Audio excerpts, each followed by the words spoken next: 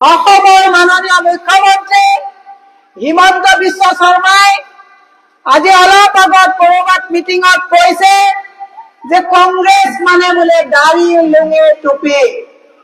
মই গৰিহণা দিছো সংবিধানৰ শপত খোৱা মুখ্যমন্ত্ৰীয়ে সৰ্বধৰ্মক সমভাৱনা কৰা সংবিধানৰ দায়িত্ব থকা এজন মুখ্যমন্ত্ৰীয়ে কংগ্ৰেছৰ দিনৰ দৰে এটা বিশাল পাৰ্টি কেৱল তেওঁলোকে কৈছে আমি লুঙিৰ পাৰ্টি বুলি কৈ যি তুচ্ছ তাচ্ছিল্য কৰিছে ৭ তাৰিখে নিৰ্বাচনত অসমৰ প্ৰতিজন সংবিধানক বিশ্বাস কৰা ৰাইজে কংগ্ৰেছ দল কৰি জয়ী কৰাব বুলি আহ্বান জনাইছে।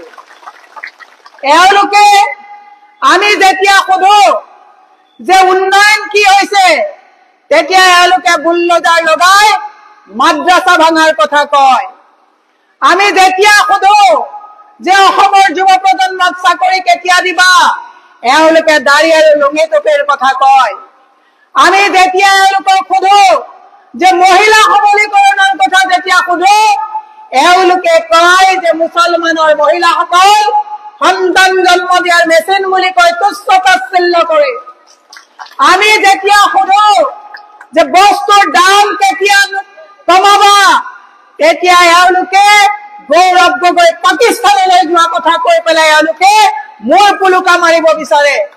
মই হিমন্ত বিশ্ব শৰ্মাক কৈছো কংগ্ৰেছ এনেকুৱা এটা দল, এনেকুৱা এটা ধৰ্ম নিৰপেক্ষ দল যিটো দলে দিনতো সকলোকে লগত লৈ কাম কৰে, ৰাতিও সকলোকে লৈ কাম কৰে, যিটো দলে অফ কেমেৰাও সকলোকে লৈ কাম কৰে, অন কেমেৰাও কাম কৰে। কিন্তু হিমন্ত বিশ্ব শৰ্মা তুমি দিনত লুঙিৰ কথা কোৱা, দিনত বুলডোজাৰ লগাই মাদ্ৰাছা ভঙাৰ কথা কোৱা, কিন্তু ৰাতি হলে তোমাৰ বিধায়কে চামগুৰি সমষ্টিত গৈ লুঙিৰ ছত্ৰ ছায়াত ভৰিত ধৰা এনেকুৱা ২ নম্বৰী কংগ্ৰেছে নকৰে।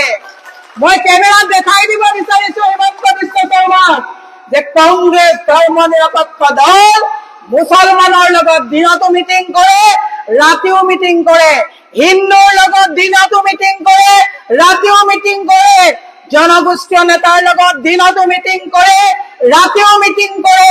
কিন্তু হিমন্ত বিশ্ব শৰ্মাৰ দৰে কংগ্ৰেছক লুঙিৰ চিহ্ন লব লাগে বুলি কৈ তুচ্ছ তাচ্ছিল্য কৈ ৰাতি বদৰুদ্দিনৰ লগত টকাৰ অংক কংগ্ৰেছে নকৰে। আজি ইয়াত মই দেখিছো AIUDF কেণ্ডিডেট দিব নোৱাৰিলে, কাৰণ 3টা পাৰ্টি লগ লাগিছে, AGP, BJP, AIUDF। মই বিধায়কক সুধিছো যদি ইমানেই দম আছিলে কিয় কেণ্ডিডেট ইয়াত দিব নোৱাৰিলে, আৰু AGP জনক সুধিছো যে আপুনি যে ভোট বিচাৰিছে আপোনাৰ ভোট বিচাৰাৰ অংকৰ এই যিটো অংক কৰিছে এইটো বিজেপিৰ কোনে আহি দি গৈছে খবৰ আমাৰ হাতত আছে। সেয়ে মই আপোনালোকক কৈছো আমাৰ টানদিনা খাম নাগৰিয়াৰে এই জিলা পৰিষদৰ পৰা যিটো ১ নং কাকলিপাৰা জিলা পৰিষদৰ পৰা ভোটত খাৰা হৈছে ১০০% ভোট দিব, কাৰণ AGP গৰাকীক ভোট দিয়া মানে AIUDF আৰু বিজেপিক ভোট দিয়া। বদৰুদ্দিন আজমল ডাঙৰীয়াৰ লগত বিজেপিৰ কি সম্পৰ্ক আছে আজি গুগলত চাৰ্চ কৰি চাব। লালন্তক এটা টিভি ইন্টাৰভিউ हिमंत विश्व शर्मा কৈছিলে मेरा बधू भाई का साथ बहुत अच्छा रिलेशन है, राज्यसभा में जब जब मेरा 2 साल वोट का दर का जरूरत पड़ता है बधू भाई को हम बोलते हैं वो दिलवा देता है। तार माने बीजेपी और बधू भाई एक हल और সেই কারণে এবার এই কথা মুসলমান সমাজে বুঝি পায় বধু ভাই ধুবুৰীৰ পৰা টাটা বাই বাই কৰি দিলে। আৰু আপোনালোকৰ ইয়াত যিজন বিধায়ক আছে সাবিছত টাটা বাই বাই নহয়, তেওঁ গম পায় ইয়াৰ পৰা ইতিমধ্যে ইয়াত কেণ্ডিডেট দিবলৈ সাহস নকৰিলে। সেয়ে মই আপোনালোকক এটা কথা কৈছো, কংগ্ৰেছ এনেকুৱা এটা দল যিটো দলৰ লগত আমি সকলোৱে ঐক্যবদ্ধভাৱে অসমৰ স্বাৰ্থ একেলগে কাম কৰিব পাৰো।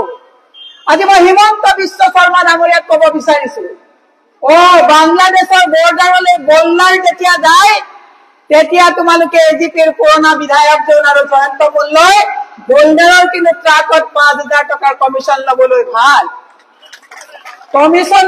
ভাল, ইয়াত সুপাৰীৰ যিটো 35% বুলি কথা ওলাই আছে, ইয়াত মানকাছাৰৰ লোকসকলে মহিলাসকলে দিনটো কষ্ট কৰি হাতৰ চাল ছিঙি সুপাৰীৰ ব্যৱসায়ত তেওঁলোকে নিজৰ শ্ৰম দি তেওঁলোকে কাম কৰাৰ পিছত 35% তোমালোকে কমিশন কিন্তু দিছপুৰলৈ লৈ যাবলৈ ভাল, কিন্তু তোমালোকে যেতিয়া আমি এইবোৰ কথা কওঁ কংগ্ৰেছক লুঙি বুলি কবলৈ তোমালোকে স্পৰ্ধা কৰা।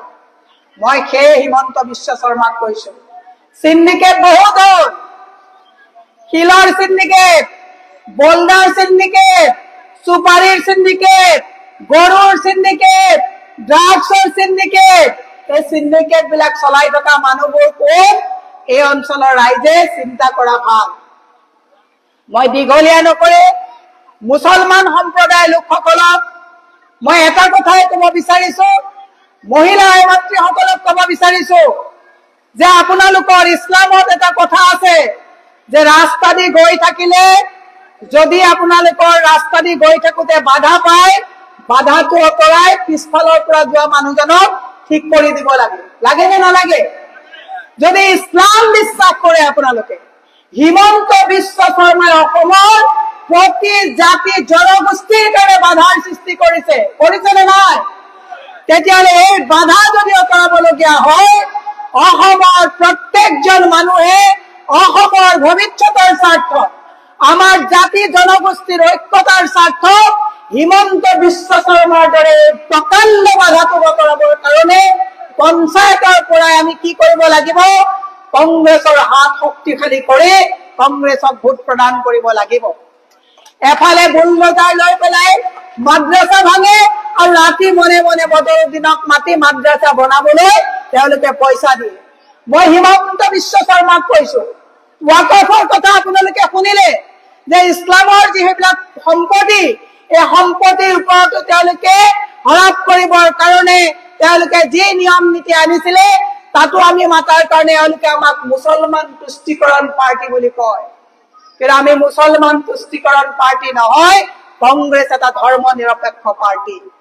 সেয়ে মই আপোনালোকক আহ্বান জনাইছো যে আপোনালোকে অহা 7 তাৰিখে অকল যে এই জিলাপুৰী কাকলিপাৰা জিলা পৰিষদতে আপোনালোকে বা আঞ্চলিকতে ভোট দিব এনেকুৱা নহয়, মানকাছাৰৰ 4টা জিলা পৰিষদত যাতে এটাও ভোট যাতে AIUDF, AGP আৰু বিজেপি লৈ নাযায় তাৰ কাৰণে আপোনালোকে আজি সংকল্প ল'ব লাগিব।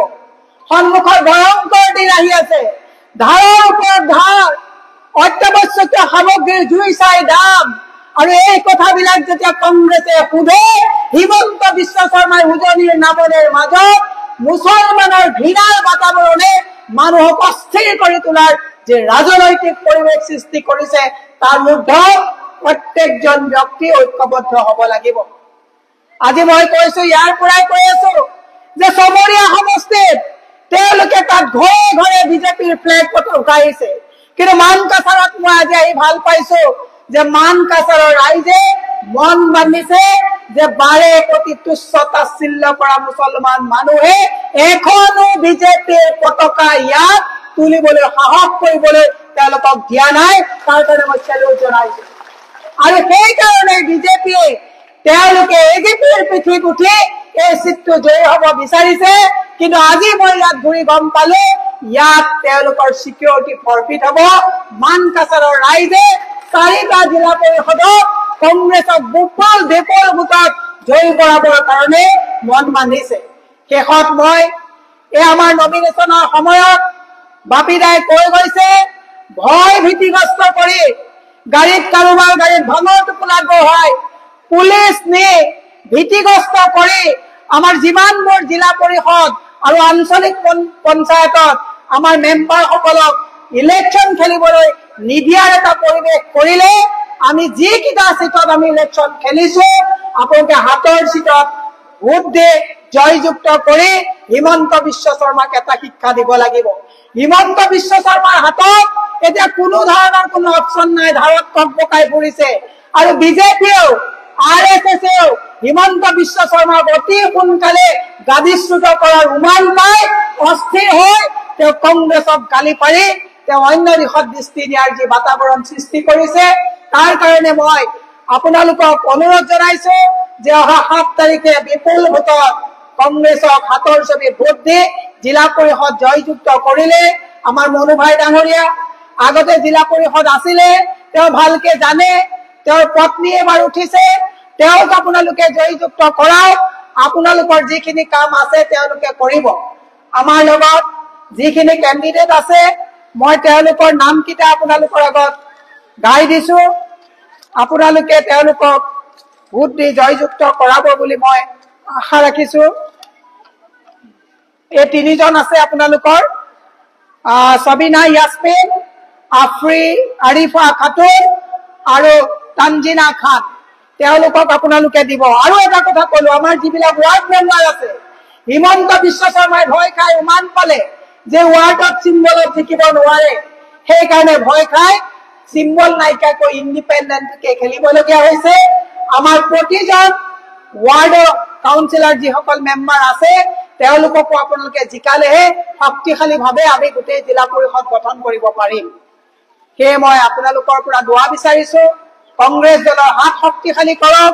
ছচিয়েল মিডিয়াত আমি ইয়াত মিটিং কৰিলে বিজেপিৰ ফেক একাউণ্টৰ পৰা আমাক মুছলমান তুষ্টিকৰণ পাৰ্টি বুলি বহু ধৰণৰ আমাক সমালোচনা কৰে, এইবিলাকত কাণ নিদিব। আমাৰ যদি 2 লাখ কোনোবা মানুহে চাইছে, 100টা বিজেপিৰ 1500 টকীয়া ভক্তই তাত কৰবাত গালি গালাজ কৰিলে আপোনালোকে তাত মন নিদিব, এইবিলাক হৈ থাকিব। কিন্তু মই আপোনালোকক কৈছো কেইটামান কথা নাপাহৰিব। মেইন কথাটো হৈছে কোভিডৰ সময়ত মুছলমানে কোভিড বিয়পাইছে বুলি গোটেই ভাৰতবৰ্ষত মুছলমানৰ প্ৰতি যে ঘৃণাৰ সৃষ্টি কৰিলে বিজেপি চৰকাৰে, সেই বিজেপিৰ কান্নাত উঠা এজেপি আপোনালোকে কিন্তু কোনো কাৰণতে আপোনালোকে তেওঁলোকক কিন্তু এটাও ভোট নিদিবৰ কাৰণে মই আহ্বান জনাইছো। স্বাধীনতাৰ পিছত মুছলমানৰ মাজত যদি ইমান ঘৃণা বিয়পাইছে সেই দলটোৱে হৈছে বিজেপি দল, হয়নে নহয়? গতিকে ভোট আপোনালোকে কংগ্ৰেছক দিবনে?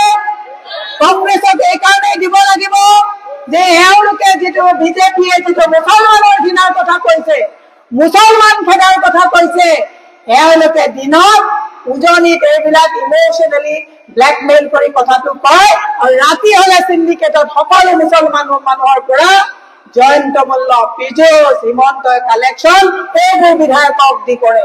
আৰু ইয়াৰ যিজন AIUDFৰ বিধায়ক আছে তেওঁ না AIUDFৰ না AGP না বিজেপি, তেওঁ সিন্ডিকেটৰ চৰ্দাৰ হিচাপে কাম কৰিছে। ইয়াত এটা ৰাস্তা বনাব নোৱাৰা এনেকুৱা অকমান্য বিধায়কৰ পত্নীক জিকাব লাগে নে নালাগে সেই কথাটো আপোনালোকে চাব। গতিকে মই আপোনালোকক 7 তাৰিখে আমাক বিপুল ভোটত জয়যুক্ত কৰাবৰ কাৰণে আহ্বান জনাই আমাৰ কেইবাটাও জেগাত আৰু মিটিং আছে। আৰু মই এটা কথা আপোনালোকক কলো, আপোনালোকে ভালকে নামাজৰ টাইম হৈছে, আজান দিয়াৰ টাইম হৈছে। গতিকে আপোনালোকৰ পৰা দোৱা বিচাৰিছো আৰু আশা ৰাখিছো আপোনালোকে এই জিলা পৰিষদ AP মেম্বাৰ আৰু আমাৰ মেম্বাৰসকলক বিপুল ভোটত জয় কৰাই এটা সুস্থ গণতান্ত্ৰিক পৰিৱেশ সৃষ্টি কৰিব। আৰু 26ৰ কাৰণে এতিয়াই পৰা ৰণদংকা আমি তৈয়াৰ কৰিব লাগিব যে 26ত হিমন্ত বিশ্ব শৰ্মাক এই অতৃপ্ত আত্মাৰ যিজন অশান্তি সৃষ্টি কৰি থকা, কেৱল হিন্দু মুছলমানৰ ঘৃণা বিয়পাই থকা মুখ্যমন্ত্ৰীক ক্ষমতাচ্যুত কৰিবলগীয়া হলে পঞ্চায়ত শক্তিশালী কৰিব লাগিব। তাকে আহ্বান জনাই মই আপোনালোকক মোৰ ফালৰ পৰা আজি আহি পেলাই ইয়াত ইমান সময় আপোনালোকে প্ৰচণ্ড ৰ'দত গৰমত থকাৰ কাৰণে ধন্যবাদ জ্ঞাপন কৰি মোৰ বক্তব্য সামৰণি মাৰিছো। জয় হিন্দ, জয় কংগ্ৰেছ, জয় কংগ্ৰেছ, কংগ্ৰেছ, কংগ্ৰেছ।